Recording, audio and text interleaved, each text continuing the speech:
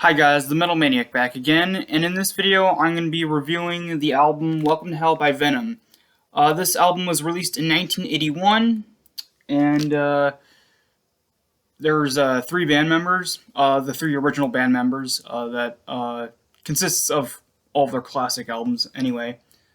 Kronos on bass, Kronos on bass and vocals, Mantis on guitar, and Abaddon on drums. So the album opens up with the song Sons of Satan, and yeah, this song is pretty forgettable. Honestly, I don't know why they chose this one as the opening track. I don't know, it's just very generic sounding and just very forgettable. The second song is the title track, Welcome to Hell, and this song should have been the opening track. I mean, it's already the title track, and it's already, already the song of the album, so I don't understand. This would have been a great album opener, but they decided to put Sons of Satan as the album opener for some weird reason.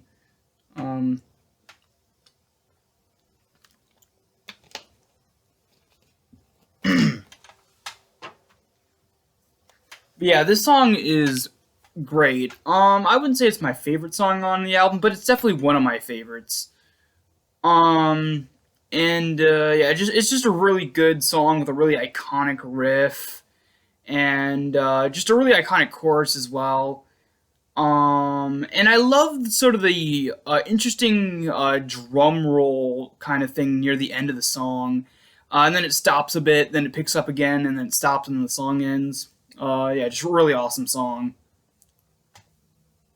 The next song is called Schizo, which is another great song with another awesome riff, a very catchy riff as well. Another great solo, and another great chorus as well. But yeah, Schizo, awesome song. Next up is a very short instrumental called Mayhem with Mercy. And honestly, it's probably. I mean, it's not bad. It's not a bad track, but it's just unnecessary and just kind of. It doesn't need to be on the album. Like, it's super, super short. I can't remember how long it is, but it's like. It goes by very fast. Like, it's on, and then before you know it, it's off. Now, yeah, well, that's a good thing. It's also kind of not, because, again, it's just. It's forgettable, but it's not a bad track. But it's something that I think, since it's super, super short and just not really that memorable, could have been left off the album. Now I know it's kind of iconic now because this is the track that Mayhem got their band name from. You know, of course, Mayhem with Mercy, and then they just shortened it to Mayhem as their band name. But other than that iconic band connection to the song, or instrumental, I should say. It's just not really that, it's just forgettable, Um, but yeah. Next up is a song called Poison, which it's all right. Although I will say, it kind of is incorrect in the name, because in the song it's poisoned, not poison. Like the lyrics, the lyrics say poisoned, not poison. So I think the song title is kind of slightly incorrect there. But yeah, I mean it's a decent song, I guess. The next song is called "Live Like an Angel, Die Like a Devil," which is one of the singles. And this is a great song. Super fast, super energetic. I'd say it's probably the second fastest song on the album. With a very cool guitar solo and really awesome riff. Um, and a pretty interesting vocal thing by Mantis, where just a rapid fire kind of like very fast paced, sort of keeping in tone with the fastness of the song type of vocal style, and it's just really awesome. Um, and then the next song is The Witching Hour, or sorry, just Witching Hour. And it's another great song with another really cool riff. It has a very interesting guitar tone to this particular riff, and it just sounds really cool.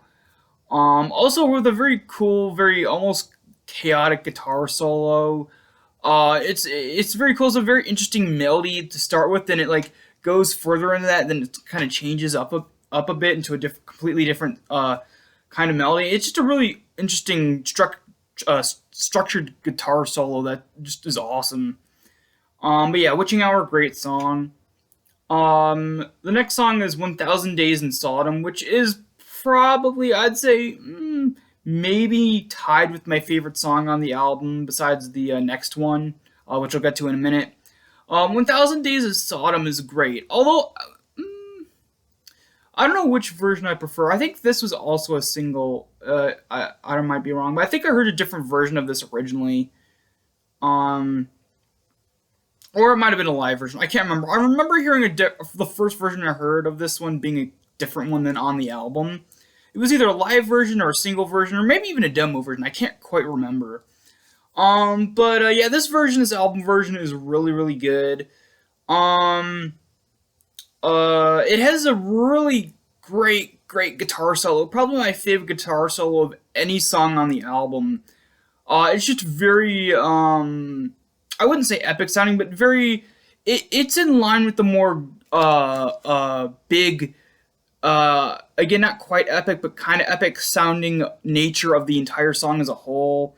It just has this really cool, very interesting sort of weight to it, and also probably my favorite bass playing of any song, of any Venom song.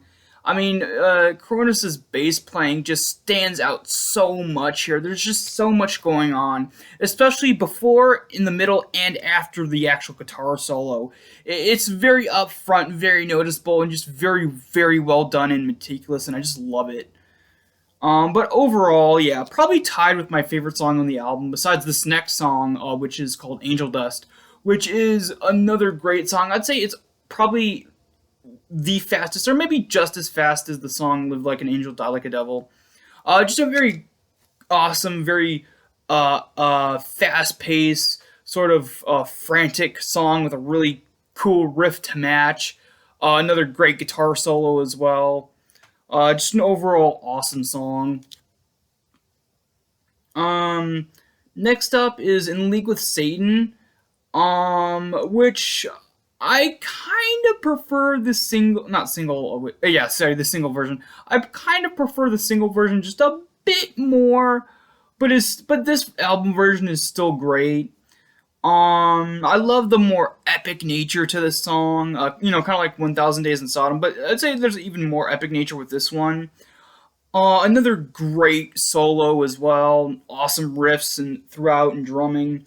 And then there's this really cool. It doesn't last very long, but there's this really cool moment in the song, which Mantis has this really interesting thing he does with his guitar. I think it's Mantis with his guitar. I don't know. It sounds like a guitar thing, but there's this one moment in the song where this sound comes on where it kind of sounds like almost like a those like battle horn type things that they used to use in battle all the time in ancient times. They have these giant horns that they blow into, and there's this like it's like a battle cry kind of thing, but it's like with a giant battle horn kind of thing, that kind of sound.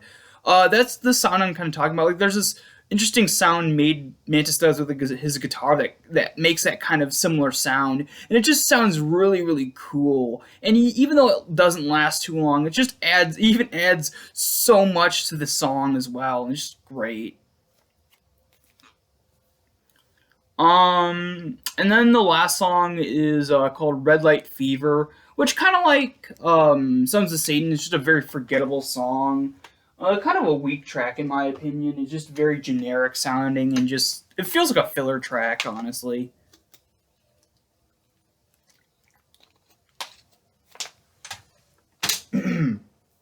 But yeah, that song ends the album. So before I get to my final thoughts and my verdict, I'm going to show off the artwork and stuff really quickly. The artwork is probably the most iconic artwork of any Venom album, maybe besides the Black Metal album artwork. But I'd say this one is probably my favorite. Although, even though I like this variant, I'd say my favorite variant is, I think it was the first CD version, if I remember correctly, where instead of this gold color, it's more of a yellowish color, which I always thought it was kind of, I always thought, worked better with the black background. Don't get me wrong, this gold version is still really awesome, but I don't know, I kind of like the yellow version just a bit more. But yeah, this artwork is really iconic with the pentagram with Baphomet's face on it, and then you get the Venom logo up there, and then the title of the album down there. Um, yeah, just really iconic and just awesome. And then the back of the album, there's not much to it. You got a picture of the band members, which it looks like they're like next to a river or something. You can see the reflection down there, and they're standing on the dirt right there. And then you get the credits and everything on this side, and then you get the track listing on this side. And then on the inside, because this is the version that comes with the box set. There's a bit of scuffing over here. Anyway, because it's the version that comes with the box set, you get a poster with it. I already showed this in my video reviewing the box set, but I just want to show this again. Not one of my more favorite. Oh, this is upside down. Sorry. Not one of my more favorite posters that comes with these albums, but it's still pretty cool.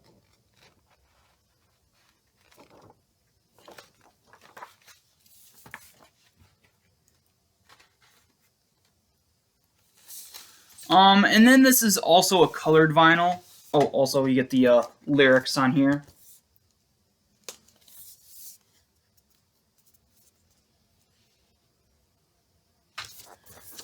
Oh. I already taped the side of this because it was ripped. I just realized the bottom of this one is ripped as well. I'm gonna have to tape that as well. Oops. Yeah, I mean, sometimes in shipping, you can't really, blame the manufacturer. It's usually sometimes with shipping, if the package gets jumbled around and stuff, sometimes you get seam splits here. It just happens sometimes, but anyway. Anyway, the colored vinyl, awesome. I'd say it's probably one of my favorites in terms of the albums that come with the box set. Just the design. The design is really cool. I always like these particular designed colored vinyl where it's like these like stripes almost, these like streaks of color that are intertwined with the main base color of the vinyl. Of course, in this case, the main base color of the vinyl is gold, and the streaks that intertwine with it is streaks of black coloring as well. Also, this particular kind of design with the streaks of color combined with the base color is usually the most consistent when it's a vinyl that has two different colors. Sometimes there can be more of one color than the other. Sometimes it could be, when it's the more blotchy kind of mixed colors. Sometimes, it overlaps and stuff like that. It looks a bit more messy. But I find with this particular design, whatever color combination it is, but with this version, this design, I find it to be a lot more consistent with the amount of gold and black, or just the amount of like the two different colors. Anyway, hold on just to make sure this is on the right side. I don't want to put it in wrong. Anyway.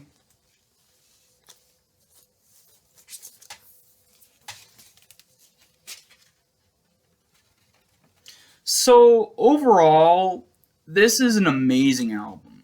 Yeah, sure, there's a few songs that aren't that good, but honestly, the rest of the songs totally make up for it. Hold on. Oh, sorry, this is getting stuck on the,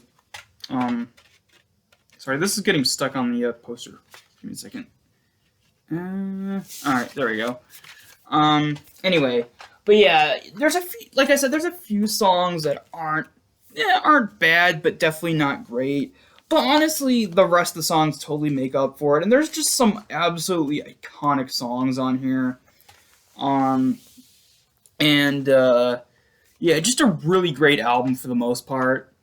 No, I don't know. I don't know what most people think. I know at least from what I heard, most people prefer black metal over this album. But I think this album does have a lot to like, and I think this album might be even a little underrated. You know, because even though this is an iconic album, the first two Venom albums are super iconic. This one and black metal, I think black metal kind of overshadows this album a little bit, and I don't think this album doesn't quite get that much attention compared to black metal. This album alone, standing, just alone as its own thing, I think it's fine. Get whatever. But I think when people talk about the first two albums, people maybe praise the second album maybe a bit more, and kind of this kind of in a way lives under the shadow of their second album, but it's still a great album, and I think it's a tiny, maybe a tiny bit underrated. Anyway, overall, I'm gonna give this an 8.9 out of 10. There's very little wrong with it other than Sons of Satan kind of being kind of boring and forgettable. Red Light Fever being the same way, and then I think maybe if Mayhem with Mercy was a bit longer, it'd be a bit more not noticeable, but notable.